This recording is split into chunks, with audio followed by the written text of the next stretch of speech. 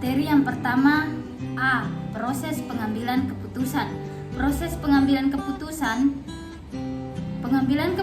dapat diartikan sebagai proses memikirkan, mengelola, dan memecahkan masalah dalam organisasi. Pengambilan keputusan merupakan proses memilih di antara berbagai alternatif tindakan yang akan berdampak di masa depan. Adapun langkah-langkah dalam pengambilan keputusan ada 4. Yang pertama, pengenalan dan pendefinisian atas suatu masalah atas suatu peluang. Langkah ini berupa suatu respon terhadap suatu kejadian yang problematis, suatu ancaman atau suatu peluang. Yang kedua, pencarian atas tindakan alternatif dan kuantitatif atas konsekuensinya. Dalam tahap ini, sebabnya kemungkinan alternatif yang praktis didefinisikan dan dievaluasi. Yang ketiga, pemilihan alternatif yang optimal atau memuaskan. Tahap paling penting dalam pengambilan keputusan adalah memilih satu dari beberapa alternatif dengan lebih didasarkan pada pertimbangan politik dan psikologis dibandingkan pada fakta-fakta ekonomi. Yang keempat, penerapan dan tindak lanjut. Kesuksesan atas kegagalan dari keputusan akhir bergantung pada efisiensi dari penerapannya. Apabila orang-orang yang menguasai sumber daya organisasi benar-benar berkomitmen untuk melaksanakannya, maka penerapan tersebut akan berhasil. Materi selanjutnya, pengambilan keputusan dalam organisasi. Pengambilan keputusan terjadi sebagai suatu reaksi dari suatu masalah. Terdapat penyimpangan antara harapan dan kenyataan yang menuntut pertimbangan alternatif. Berikut merupakan tinjauan atas suatu bukti penting yang akan memberikan penjelasan yang lebih akurat tentang bagaimana sebenarnya kebanyakan keputusan dalam organisasi diambil. Di antaranya yaitu 1. Rasional terbatas.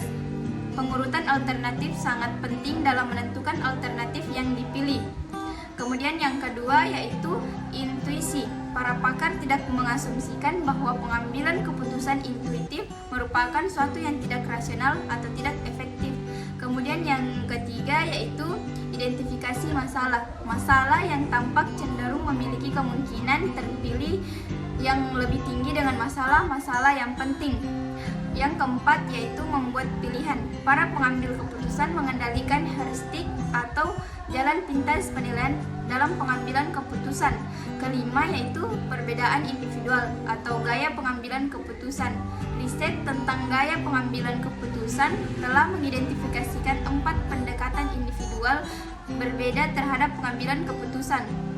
Kemudian yang terakhir yaitu keterbatasan organisasi. Organisasi itu sendiri merupakan penghambat bagi para pengambil keputusan. Para manajer misalnya membentuk keputusan-keputusan untuk mencerminkan sistem penilaian kinerja dan pemberian imbalan untuk mematuhi peraturan-peraturan formal. Materi selanjutnya yaitu asumsi keperilakuan dalam pengambilan keputusan. Ada 4 konsep dasar dari pengambilan keputusan bisnis, yaitu yang pertama, resolusi semu dari konflik.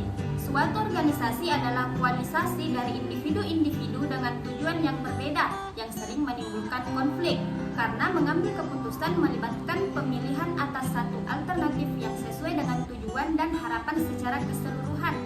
Yang kedua yaitu menghindari ketidakpastian. Pada saat mengambil keputusan, organisasi secara terus-menerus akan dihantui oleh ketidakpastian dalam lingkungan internal dan eksternal. Yang ketiga yaitu perencanaan masalah.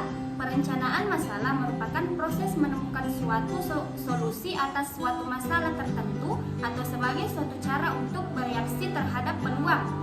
Yang terakhir yaitu pembelajaran organisasi. Walaupun organisasi tidak mengalami proses pembelajaran seperti individu, organisasi memperlihatkan perilaku adiktif dari karyawannya dengan belajar untuk mengurus bagian tertentu dari lingkungan tersebut. Materi selanjutnya yaitu pengambilan keputusan oleh pendatang baru versus oleh pakar. Proses pengambilan keputusan lebih lanjut dipengaruhi oleh tingkat pengalaman sebelumnya dari individu yang terlibat dalam pengambilan keputusan. Pendatang baru mengumpulkan data tanpa melakukan diskriminasi dan menunggu untuk melihat yang terjadi. Sedangkan para pakar mengumpulkan data secara diskriminatif untuk menindaklanjuti observasi. Materi selanjutnya yaitu peran kepribadian dan gaya kognitif dalam pengambilan keputusan. Perbedaan psikologis individu dapat dibagi menjadi dua, yaitu kepribadian mengacu pada cara atau metode seseorang dalam menerima, menyimpan, memproses, serta meneruskan informasi. Individu-individu dengan jenis kepribadian yang sama dapat memiliki gaya kognitif yang berbeda dan menggunakan metode yang sama sekali berbeda ketika menerima, menyimpan, dan memproses informasi. Materi selanjutnya yaitu peran kepribadian dan gaya kognitif dalam pengambilan keputusan. Perbedaan psikologis individu dapat dibagi menjadi dua, yaitu kepribadian mengacu pada cara atau metode seseorang dalam menerima, menyimpan, memproses, serta meneruskan informasi. Individu-individu dengan jenis kepribadian yang sama dapat memiliki gaya kognitif yang berbeda dan menggunakan metode yang sama sekali berbeda ketika menerima, menyimpan, dan memproses informasi. Adapun contoh kasus dilema pada aspek keperilakuan pada pengambilan keputusan dan para pengambil keputusan. Sri Mulyani tertipu atau terlibat. Bayi Bambang Susatyo, anggota tim UAS Senturi DPR. Sejak awal, kasus Bank Senturi mengemuka, nama Sri Mulyani Indrawati atau SMI sudah kerap disebut-sebut.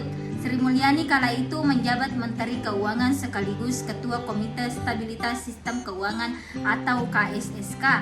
Yang terakhir disebut itu adalah nama sebuah lembaga yang dibentuk atas dasar Perpu nomor 4 tahun 2008 tentang Jaring Pengaman Sistem Keuangan atau JPSK. Sebagai Ketua KSSK, Sri Mulyani mengambil keputusan penyelamatan Bank Senturi pada 21 November 2008 dalam sebuah rapat menentukan Departemen Keuangan. Berdasarkan notulen rapat konsultasi di KSSK pada 21 November 2008, diketahui bahwa para penjabat BI yang bersikeras menyatakan Bank Senturi sebagai bank gagal yang berdampak sistemik, yang artinya perlu ditolong oleh KSSK melalui LPS.